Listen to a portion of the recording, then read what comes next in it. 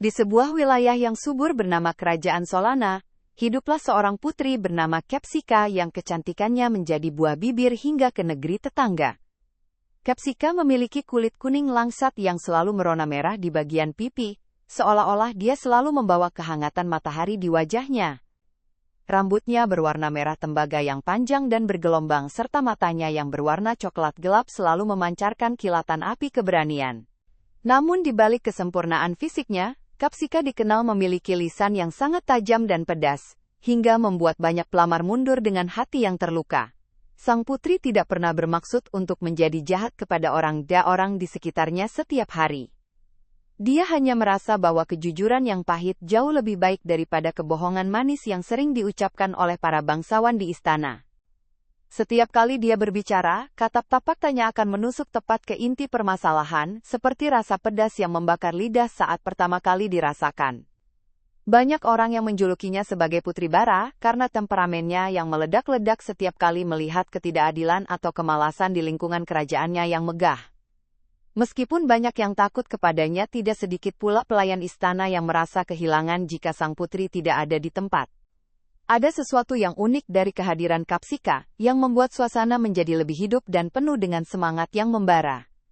Kehadirannya selalu memberikan dorongan bagi orang lain untuk bekerja lebih keras dan bersikap lebih jujur dalam setiap tindakan yang mereka lakukan. Ketajaman mulutnya ternyata adalah bentuk kasih sayang yang tersembunyi bagi mereka yang benar-benar memahami isi hatinya yang sangat tulus dan lembut. Capsica sering menghabiskan waktu di sudut terpencil istana tempat dia bisa menjadi dirinya sendiri tanpa perlu memakai topeng kebangsawanan yang melelahkan. Dia sangat mencintai alam dan percaya bahwa Sang Pencipta telah memberikan kekuatan pada setiap tanaman untuk menyembuhkan jiwa manusia. Di sanalah dia menyimpan rahasia tentang sebuah tanaman unik yang buahnya berwarna merah cerah, menyerupai warna rambutnya yang indah. Tidak ada yang tahu bahwa sang putri yang galak ini sebenarnya adalah seorang perawat tanaman yang sangat telaten dan penuh dengan kasih sayang yang luar biasa. Suatu ketika sebuah bencana besar melanda kerajaan Solana tanpa ada tanda peringatan sebelumnya yang jelas. Musim dingin abadi yang disebabkan oleh sihir kuno mulai menyelimuti seluruh daratan dengan lapisan es yang sangat tebal dan mematikan. Tanaman mulai layu karena kedinginan, dan rakyat mulai menderita kelaparan karena tidak ada sumber makanan yang bisa bertahan hidup di bawah salju. Keadaan menjadi sangat genting dan Raja Solana merasa sangat putus asa melihat penderitaan rakyatnya yang semakin hari semakin memburuk dan memprihatinkan. Capsica melihat penderitaan itu dengan hati yang sangat hancur, meskipun dia tetap berusaha menunjukkan wajah yang keras di depan umum. Dia mencoba memberikan semangat kepada para prajurit dengan kata-katanya yang pedas agar mereka tidak menyerah pada rasa dingin yang menusuk tulang. Namun di dalam kamarnya Capsica sering menangis dan memohon kepada Sang Pencipta agar diberikan jalan keluar untuk menyelamatkan seluruh kerajaannya. Dia merasa bahwa kecantikannya tidak ada artinya jika dia tidak bisa berbuat apa-apa untuk menolong orang yang sangat dia cintai. Kedinginan itu membuat suasana di istana menjadi sangat suram dan penuh dengan keputusasaan yang mendalam bagi semua orang. Api di perapian, seolah-olah tidak lagi mampu memberikan kehangatan yang cukup untuk mengusir rasa beku yang menyiksa jiwa. Capsica mulai menyadari bahwa kekuatan fisik saja tidak akan cukup untuk melawan sihir musim dingin yang sangat kuat dan jahat ini. Dia membutuhkan sesuatu yang lebih dari sekadar keberanian untuk bisa mengembalikan keceriaan di wajah rakyatnya yang kini tampak pucat dan tidak bertenaga lagi. Dalam kegelapan malam yang panjang, Capsica teringat akan tanaman rahasianya yang selama ini dia sembunyikan dari pandangan mata orang lain. Tanaman itu tetap berdiri tegak dan segar di tengah udara yang membekukan seolah-olah dia memiliki api internal yang tidak bisa dipadamkan. Sang putri mulai berpikir bahwa mungkin buah merah kecil itu adalah jawaban yang dikirimkan oleh Sang Pencipta untuk menolong rakyatnya yang kedinginan. Dia pun mulai merencanakan sesuatu yang besar, namun dia tahu bahwa dia tidak bisa melakukannya sendirian tanpa bantuan dari pihak luar. Di tengah situasi yang mencekam tersebut, datanglah seorang pemuda bernama Pangeran Anu dari kerajaan Anu yang terletak di wilayah selatan yang jauh. Anu adalah pria dengan perawakan tinggi tegap yang memiliki kulit sawo matang yang sehat serta rambut hitam yang lurus dan rapi. Dia memiliki mata yang sangat tenang dan senyum yang selalu bisa menenangkan hati siapapun yang melihatnya dengan penuh ketulusan. Kedatangannya membawa harapan baru, karena dia dikenal sebagai ahli botani yang sangat paham tentang cara mengolah berbagai jenis tanaman untuk keperluan bertahan hidup. Pertemuan pertama antara Capsika dan Anuum di aula istana langsung diwarnai dengan adu argumen yang sangat sengit dan penuh dengan ketegangan. Capsika merasa bahwa Anuum hanyalah orang asing yang ingin mengambil keuntungan dari kelemahan kerajaan Solana di tengah masa sulit ini. Dia menyambut Anuum dengan kata-kata yang sangat tajam, dan merendahkan niat baik sang pangeran di depan seluruh dewan kerajaan yang hadir.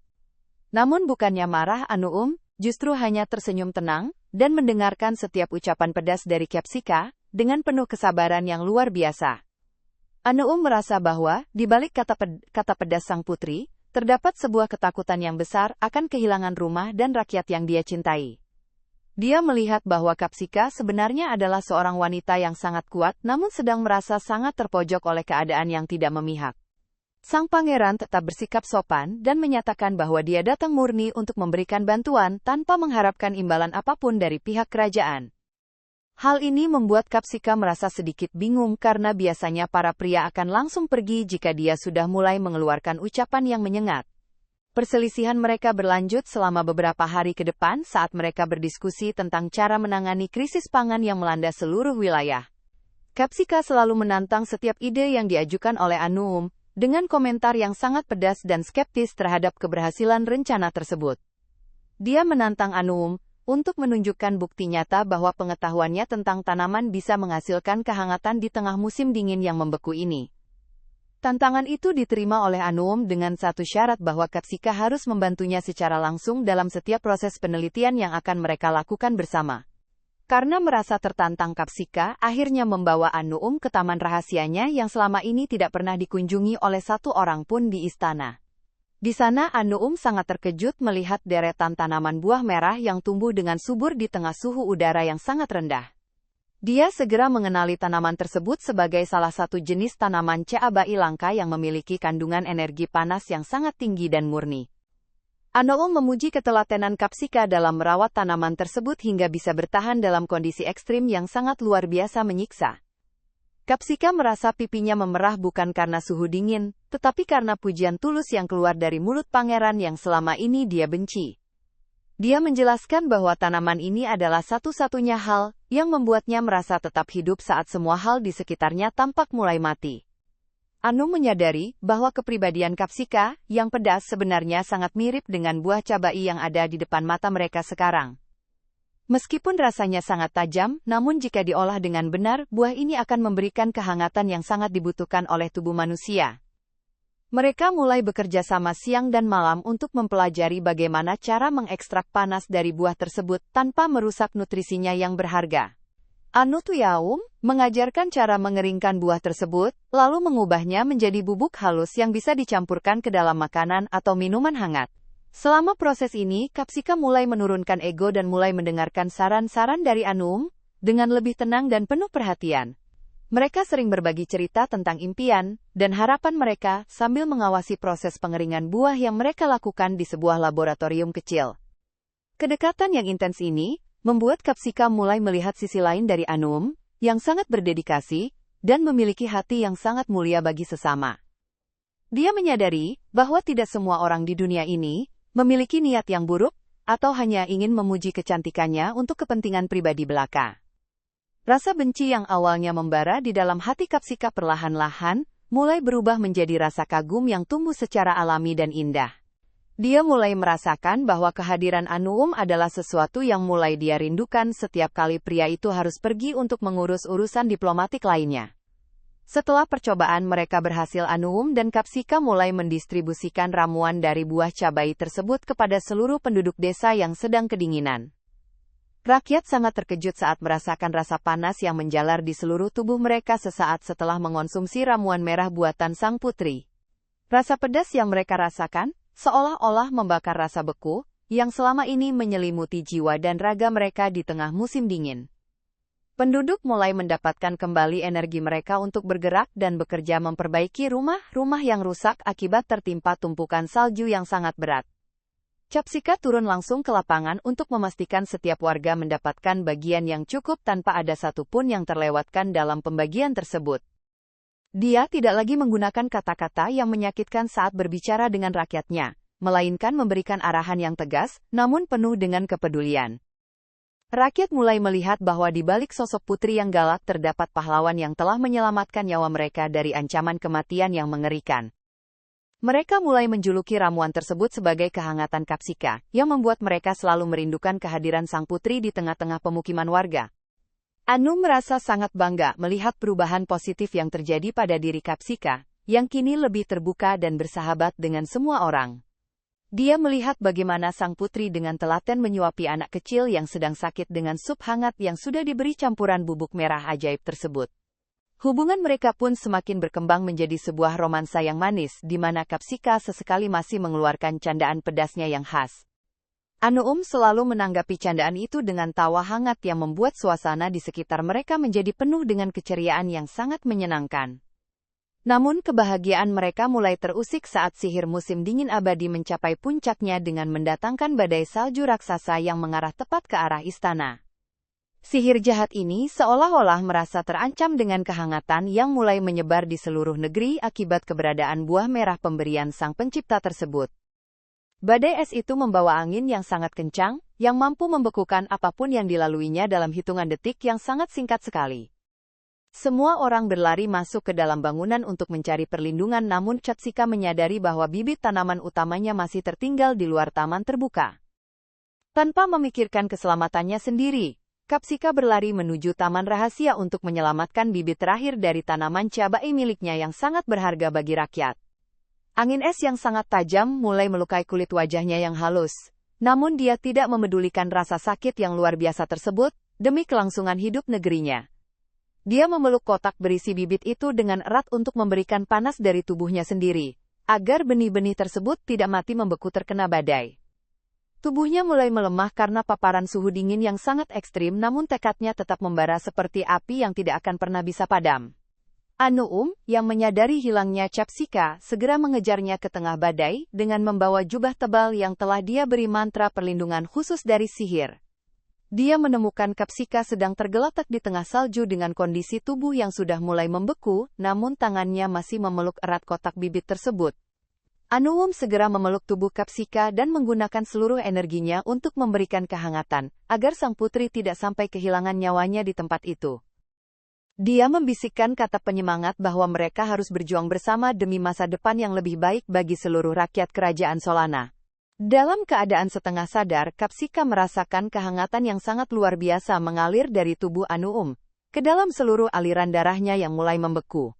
Dia merasa bahwa cinta yang tulus jauh lebih kuat daripada sihir apapun yang pernah ada di dunia ini, ciptaan Sang Pencipta yang Maha Kuasa.